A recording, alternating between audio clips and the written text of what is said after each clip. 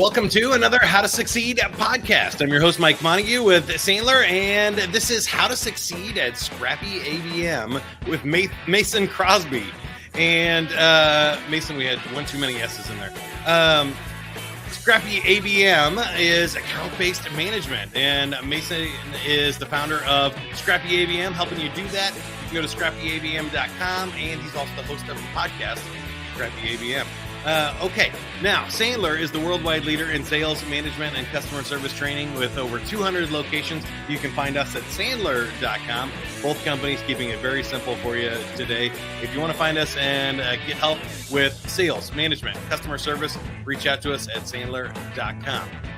All right, Mason, I think we're ready to go. Tell me about ABM. Maybe we should just start with what's that stand for if people don't know about it, and what are we talking about today? So ABM stands for account-based marketing. So the concept there is specifically in B2B, we're not selling to individuals, we're selling to companies. And often when we're looking at our databases, those are referred to as accounts. Like we're trying to go after the Walmart account or the not Staples. Do people even go after Staples anymore? Anyway, we're going after Walmart, we're going after Amazon, we're going after Apple. Like those are the big accounts that we all want to go after. So we're thinking about how do we engage those specific companies as a whole? Because the other thing, I'm sure, Mike, you guys talk about this all the time with Sandler, the decision-making committee is pretty massive now in B2B. I think the average is anywhere from 10 to 15 people on a major purchase decision.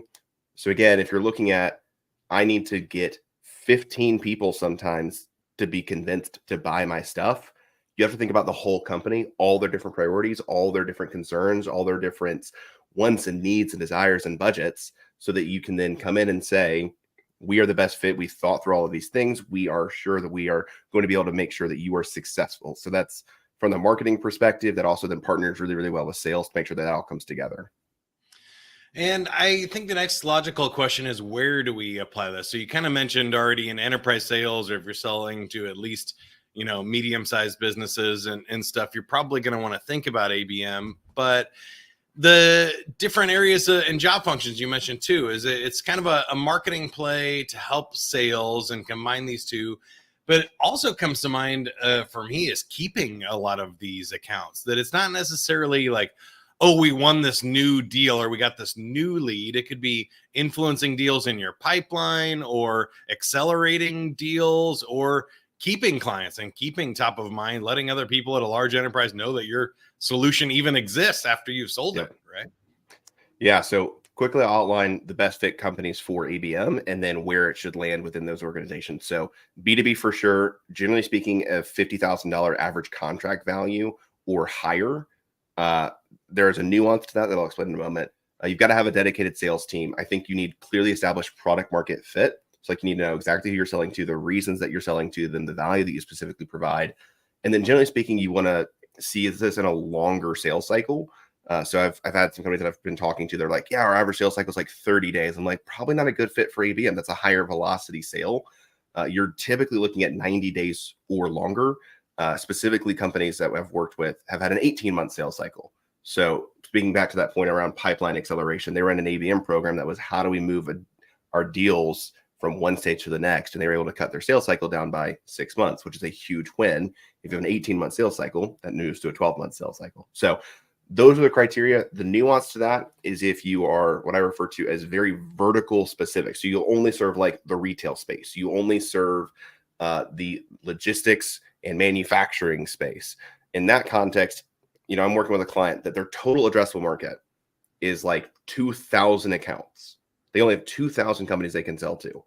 So it doesn't really make a whole lot of sense to do anything else besides account-based marketing, because if it's so specific and so nuanced, why would you do anything else? You can cater all of your marketing to these 2,000 accounts from an awareness to acquisition perspective.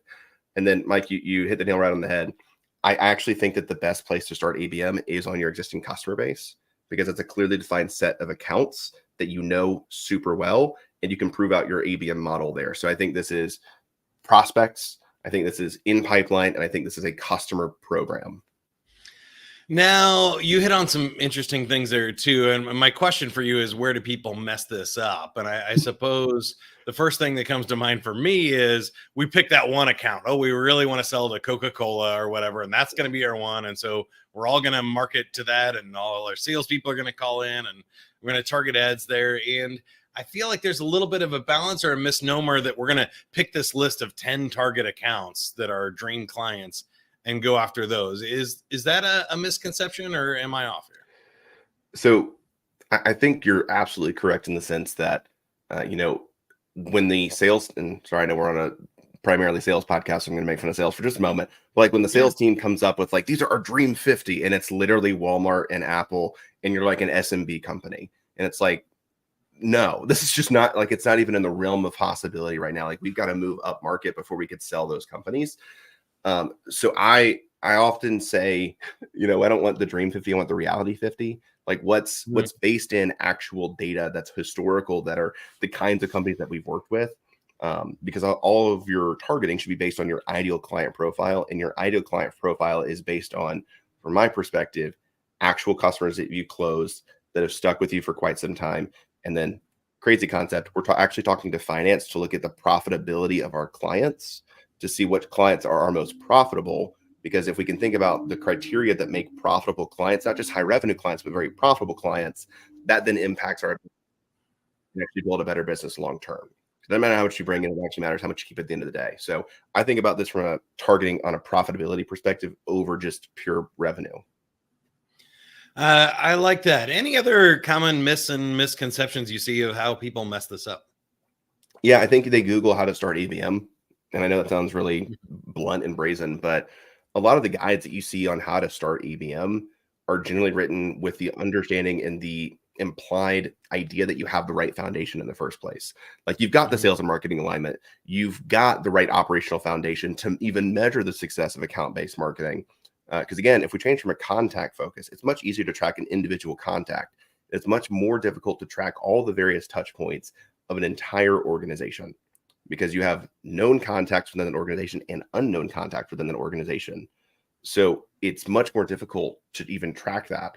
And again, we're transitioning from hey, let's get these email opt-ins, or even in the context of maybe doing a larger demand generation program, we're transitioning from how do we track the individual touch points of the individual to how do we track the engagement overall of an entire organization as a leading metric that then helps us understand they are likely to actually buy from us.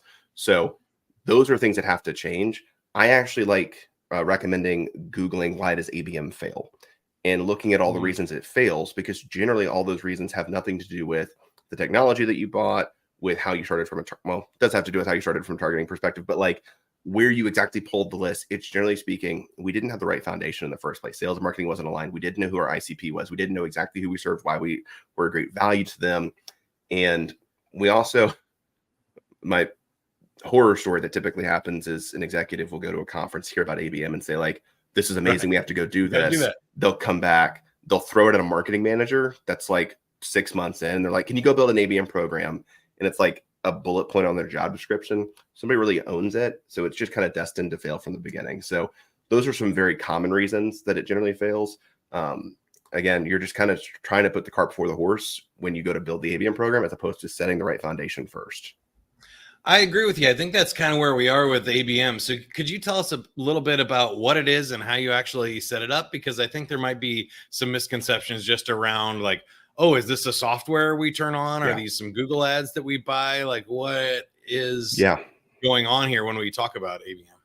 Yeah, ABM is the only marketing strategy that I've heard somebody use the terminology, I'm going to go buy ABM, because it is so closely associated with an ABM platform. Because, and I want to be very clear, like they did a great job in evangelizing the concept. And I've talked to a lot of ABM vendors, and they are way better at disqualifying now people who aren't ready. So ABM is not a technology, it is a strategy. And my definition of ABM is a B2B growth strategy that aligns marketing and sales around a set of shared target accounts. It's just that simple. So again, marketing and sales aligned set of shared target accounts. What is not included in that are the exact channels that we're going to go after, the exact content pieces we're going to use, the exact, again, even necessarily like the length of time that a campaign should take.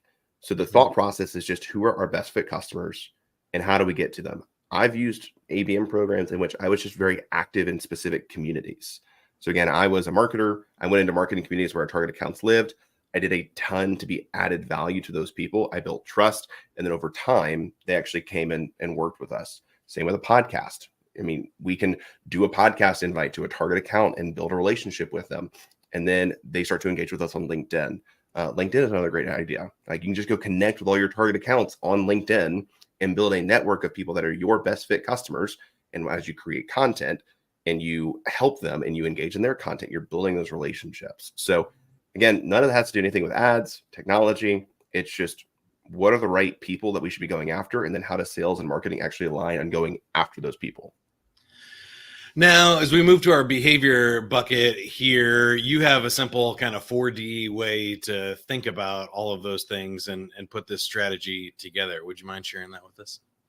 Yeah. So the 4D framework that we've put together for Scrappy ABM is data, distribution, destination, and direction. So to quickly outline what that means, again, the most important piece to this is data. So like, who are we going after? How are we validating that these are the right people to be going after? And then once we know who those people are, included in that is like, what's the reason to reach out? So I think one of the greatest complaints that sales has about marketing in a more standard like lead gen model is you're sending me all these people. You give me no reason to actually reach out. That's a legitimate reason. So included in that data set is the reason to reach out, which then informs how we position our products. What is the messaging that we should be using? What is the content that we should be sending them? And like, what are the then best distribution channels to actually reach them based on this data set? So I'll give you a quick example of one of the simplest that anybody can go and run with is close lost. Like you can look at your close lost bucket and you can build an entire program around re-engaging close lost deals. And most people know that they should run a close loss program. I generally hear from a lot of sales leaders towards like the end of Q3, early Q4, like, oh crap, we should run a close loss program. And it's just kind of like slapped together in about a week and a half. And then they run it and it's not super effective. They're like, it shouldn't work. And I just kind of think you could build a repeatable program around it that's like intentional and is, again, from the when we close something out, what is the reason we lost it? And then you can actually build programs with specific content that addresses those reasons. So that's the data side. Distribution. How are we reaching out? So that could be email, it could be LinkedIn organic, it could be paid ads, it could be communities, it could be webinars, it could be podcast. There's like all these different ways that you could reach out.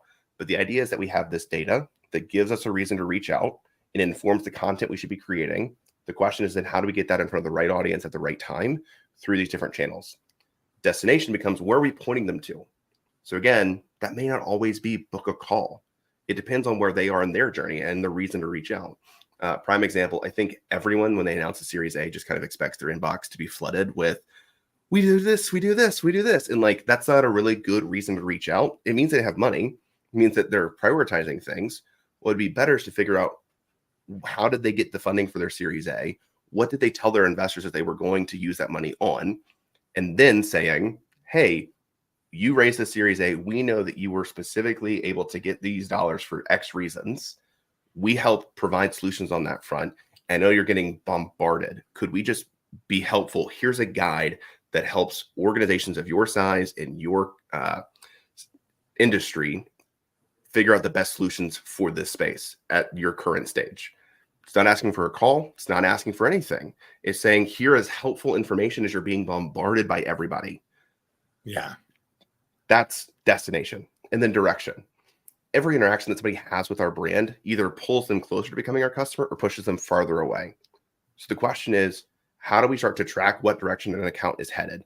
Are they more intrigued? Are they more engaged with us? So again, let's say in that example, we send a content asset and then suddenly we see that account starting to look all over our website because there's some pretty free or very inexpensive tools that can de-anonymize your website traffic. So you see, we send an outbound sequence, they engage in this content asset, and then suddenly they're on our product and our pricing page. Direction, they're probably heading closer to us. And then, by the way, you can stack another play on top of that. That is a website re-engagement play. So again, you have the prospect play that is kind of cold, that gets them aware, that gets them interested. And And then based on the specific engagement on your website, you can then follow up in an intentional way that says, hey, it looks like you were checking out our product and our pricing page. Is there anything that I can help you answer? So now we've tracked, again, what's our data set? Who are we going after? What are our distribution channels? What are we pointing them towards? And then based on what we pointed them towards, how do we track? Are they coming closer to us? Are they moving further away from us? Or do they just not really care? Because that's also really helpful information to know. Yeah, all of that is so great. And I think three things kind of came to mind for me when you're talking there. One was what you said about the closed lost. I think the research that I've seen is more than 50% of B2B deals end in no decision, which means you didn't really lose it. They kicked it out another 30, 90 days or next year, which means you need some sort of always on marketing plan, account-based marketing for those to let you know when they are ready to be engaged again. All right. Yep. So that's huge. Second thing I heard was the data. I don't think the average company, if they're not involved in ABM, really understand how much data is available these days. You mentioned you can put kind of website caller ID and see how many people from this organization have hit Sandler.com. And you can also see their search data inside of these things now. So if, say, I was calling on a large account and they have had, 10 visits to Sandler.com this week, they looked at this page about customer success training. And oh, by the way, there were 350 other searches for customer success throughout their organization. When that salesperson calls up, they're completely armed with who I should be talking to, why I should be talking to them, what they're interested in, and they can have a really great targeted conversation.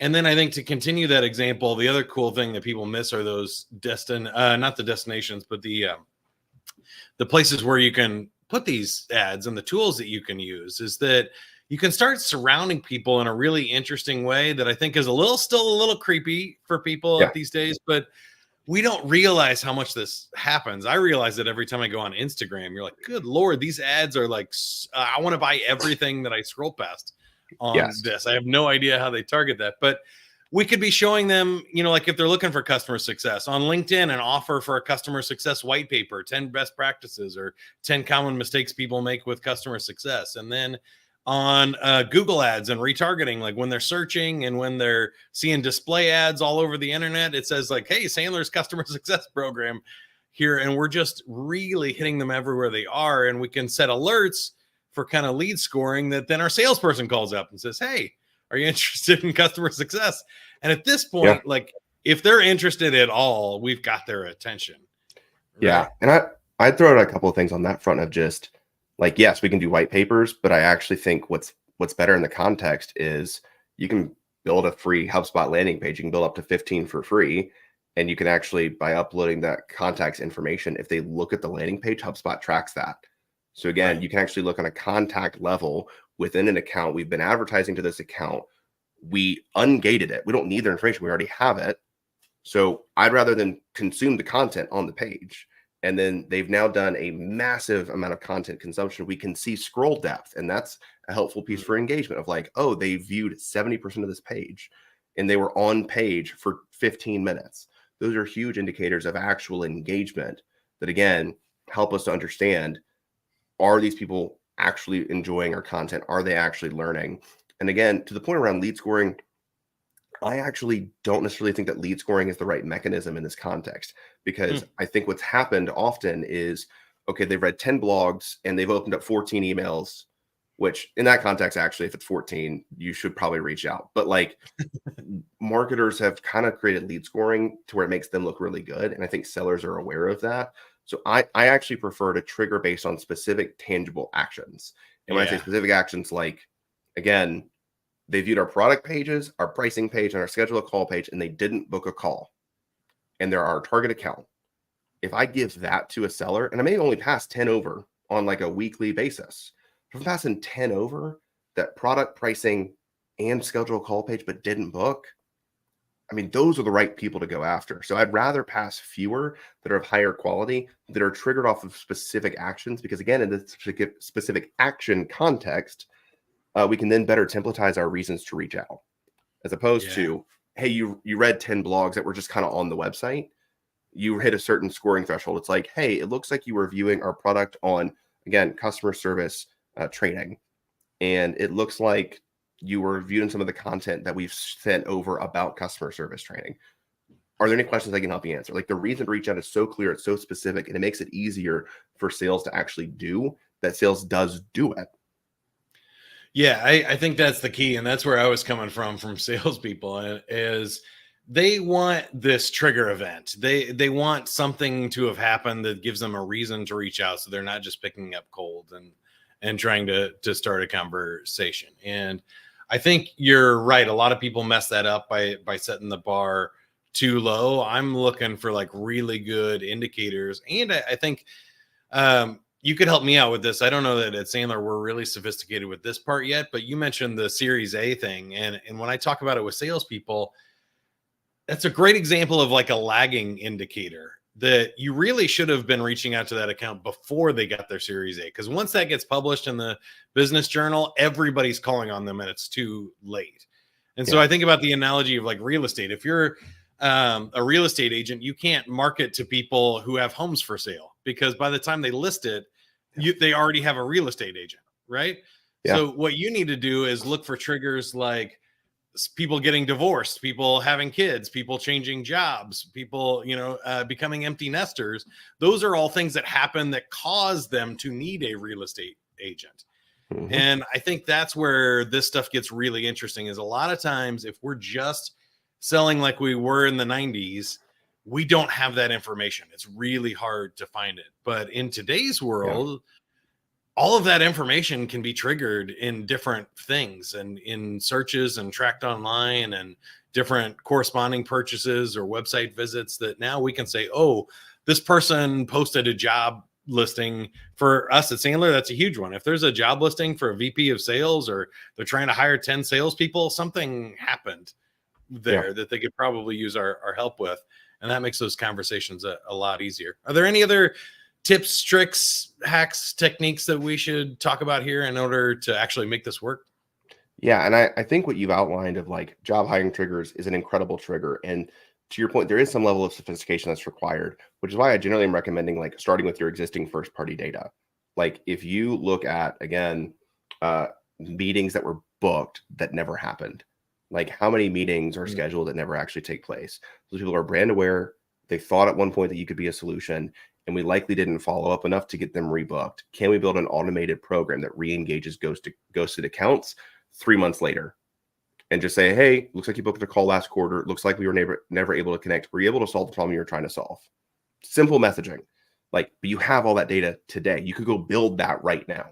I'm just thinking also through things of like, whenever we start to get bounce back emails that were people that are existing customers, generally a bounce back means that somebody changed jobs, they were let go, something happened. So there's two thoughts. If they landed at a new job opportunity, why don't we follow them to their new job opportunity? Yes. And if they didn't land a new job, how can we help them land a new job? Because now we've built an advocate for life. I personally have helped 60 people land jobs in the past 3 years. It's my best account-based play because I helped the hiring manager find great talent. And now I've placed great talent in a target account organization. I have 2 advocates personally for me in whatever I'm doing. So like, how do I take existing customers that lost their job, that already like me and like us, and place them in organizations that are not working with us? Everybody wins in that context. And that's not like super, it's hard. It's like, it's not a super easy thing to do, but it's not complicated. So I'd rather do hard, uncomplicated things than like really complicated things, because that's where the thing. Well, it's also free. Dropped. So not to interrupt you here, but I wanted to give you a chance to plug Scrappy ABM and ask you about the Scrappy part of this, right? Finding that person an opportunity doesn't cost you any dollars. And I feel like people do overcomplicate this, and it's really easy to overspend and buy a bunch of software and stuff. So can you tell us about the Scrappy part, and like what does, maybe if we're getting started, look like, and what does an ideal sort of budget situation tech stack look like? Yeah. So getting started, one trigger, one channel, one piece of content, like that's it. So if we think about again, we'll go back to a closed loss campaign. We can, let's say that we're a tech company and we lost something because we didn't have a specific feature set. Well, it's been 6 months. We actually updated our product pretty significantly. We have a bunch of new features. By the way, I'm building this for a client right now. So like, this is a very real example. They have made 16 product updates. So what we have done is we've compiled all of the different product updates that they've made, and we've compiled all of the lost reasons and the specific products that they were lacking. There are 100 lost deals in the past 6 months that called out specific features that they now have. So we can go back to that same well and say, hey, I know last time we talked that you said that this feature was a deal breaker. Well, we have all the other things that you loved, plus this feature and a whole host of other integrations and features that help you in these specific ways. Would it be worth restarting a conversation? We're still locked in the annual contract. Hey, I hear that. Is it going well? Are you liking everything that you have? If not, why don't we start the conversation now? We can get things worked out. And you may have a little bit of overlap, but that's going to help you transition from one piece of technology to the next. Because we don't want to have a hard cutoff and you don't transfer your data. That's a huge shot. It's like now you've positioned yourself as, hey, we know why we didn't win this last time. We solved all those challenges that you gave us. And if you don't love what you're with, if you love it, awesome. But if you don't love what you're with, we can help you make that transition to something you'll love. So again, that requires one trigger, which is your existing data set that is a single outbound sequence. And that's really one content bucket. That is like, what are our product updates? Which largely you've probably already created. You're just repurposing the existing content into this outbound sequence. So that's how you make it really simple to get started. I'll be very clear. That is not a super complicated ABM program. How you then add layers of complication to it, or you add more channels, you start to multi-thread the accounts, you add more content, you can get to that. But to prove the model, one channel, one trigger, one channel, one piece of content. If you can do that and you can actually prove some results, and the results would be like a 5 to 10% conversion rate on your outreach, that's great. And if it's repeatable, that's even better. So that's where I'd get started. And who's like an ideal client for you, or what's an ideal budget tech stack? If somebody's like, this sounds great, how do I get started? What are the basic like cost of entry qualifications for somebody to do this? For us, our activation plays, like I just outlined. So again, I refer to that as an activation play. If we identify a trigger, we build out your outbound sequence, we operationalize all of that, and we actually document a playbook and give that to you so that you can run this repeatably forever. And as long as you have that one single data source, again, you can run this forever. Starting point is $4,500. So again, it's intended to be pretty accessible. And from my perspective, the question is, can you make the math work at a 5% conversion rate? Some of our clients are seeing 7.5. We have clients that are seeing 25% conversion rates. But if the math works at 5%, then it's a no-brainer buy. So that's the thought process. From a tech perspective, you need a CRM of some form and fashion. You need some form of marketing automation. The rest we can either get for less than $200 a month in tech or for free, because there's a ton of product-led growth motions. It's like pretty critical for an outbound campaign is an outbound sequencing tool. I don't know if you have checked out Apollo, but Apollo is a free outbound sequencing tool that also provides free data enrichment. So it's not massive scale, but you don't have to buy the tool. And it also integrates into your CRM for free. So like it is a very accessible starting point. If you're thinking, oh, I'd love to have de-anonymized website traffic, you can use Warmly for free to de-anonymize the account level traffic. If you're like, I'd really love to have third-party intent data, you can use Propensity for free to get third-party intent data on 100 accounts on a weekly basis. So again, you can really get started with what you have today. And if there are specific gaps in your strategy, you can look at product-led growth tools to supplement that, to prove the model. And then once you've proven the model, you can buy the tools to scale it up.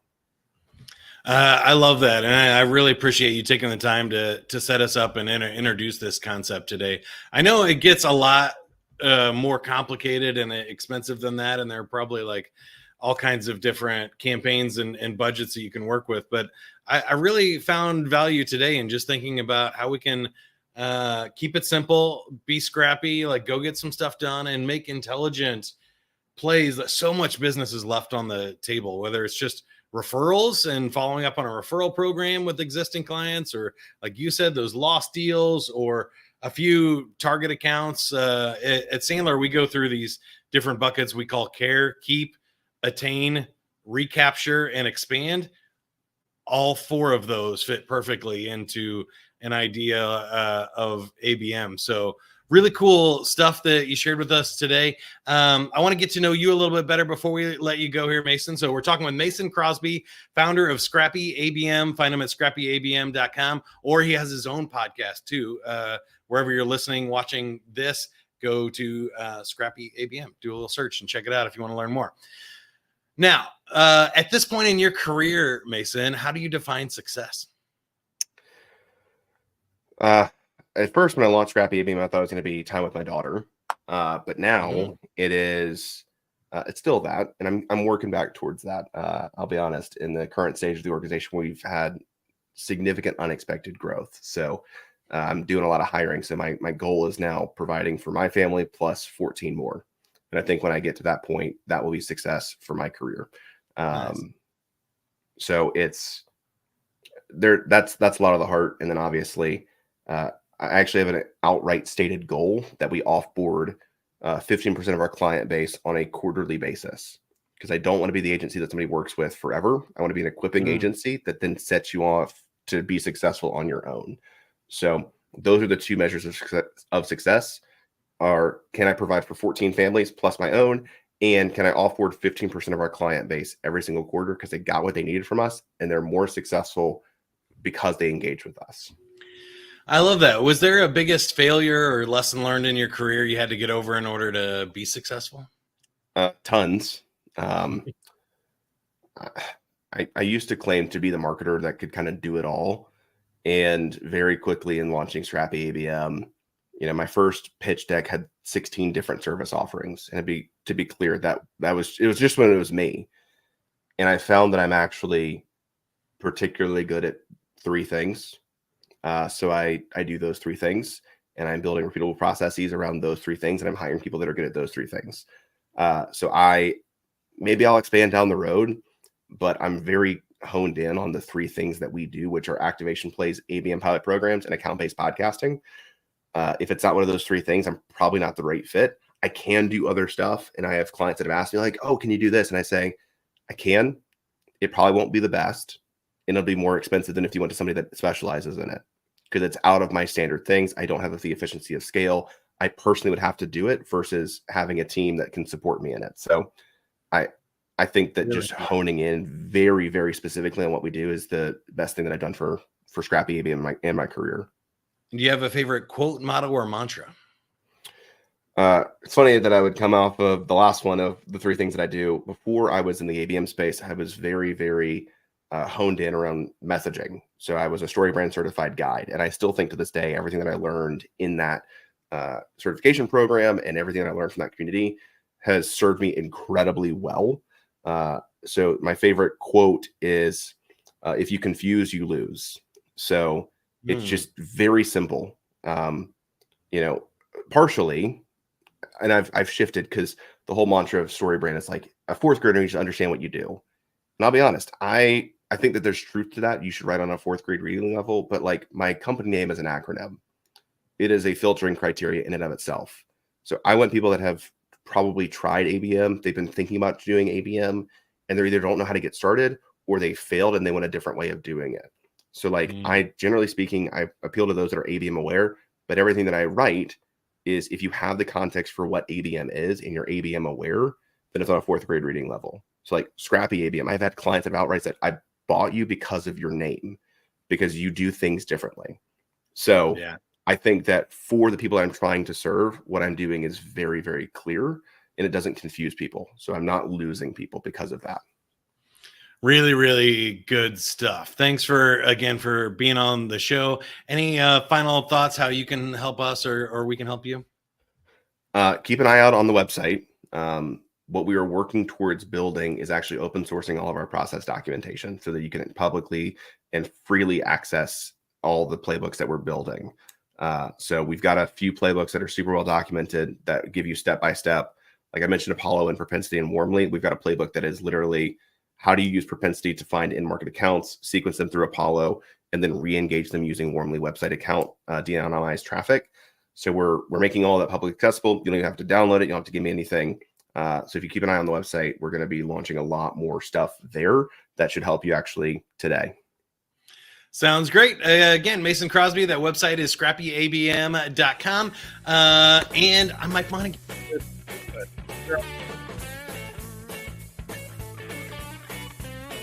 Because we have over 200 locations and over 400 trainers collecting best practices like these all of the time. So if you need help growing your business, reach out to us at sandler.com.